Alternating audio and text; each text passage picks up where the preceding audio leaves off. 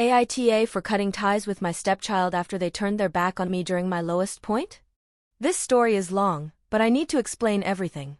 Last year, I, F38, was on the verge of achieving a lifelong dream, moving to New York City. The plan was to live with my stepchild.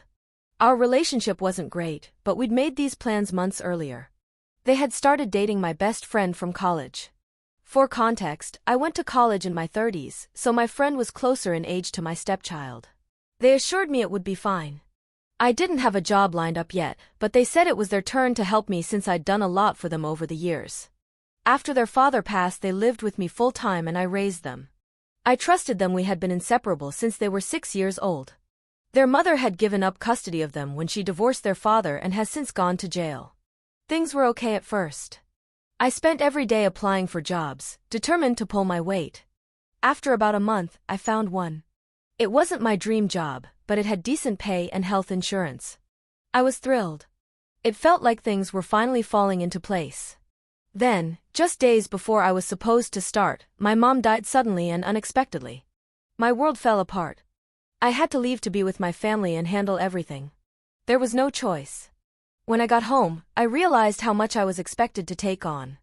My mom didn't have a primary care doctor, which meant no one could sign her death certificate. It took nearly a month to fight through the red tape to get her remains released to a funeral home. During that time, I was also planning the funerals while my siblings either ignored me, refused to help, or criticized me. One even told me it was my fault for not forcing them to help. I did almost all of it alone. I begged my siblings for support and told them I didn't want to go through this without them, but in the end, I made the drive alone to collect my mom's ashes. During all of this, my stepchild couldn't understand why I wasn't coming back immediately. They acted as though I was choosing to stay away, even though I was drowning in grief and responsibility. They came to the funeral but stayed with my brother instead of me. They didn't lift a finger to help, even when they said they'd come to support me. When I finally returned to exhausted and heartbroken, they told me I wasn't welcome anymore. They didn't ask where I would go or if I'd be okay. When I confronted them, they said they didn't fucking care, they just wanted me gone. I asked repeatedly what I did. How I could have done it better. How could we fix this? The only thing I was told was I was a burden and they were sick of me being around. I understand they were grieving as well, but to be told to get the fuck out, I don't care about you, is another level. I had to pack up my life, again, and move back across the country with nowhere to go but my dad's house.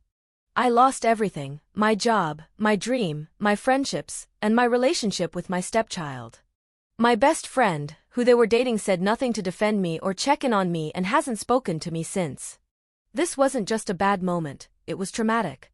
Being kicked out in such a callous way broke me. It's been over a year, and I'm still trying to rebuild.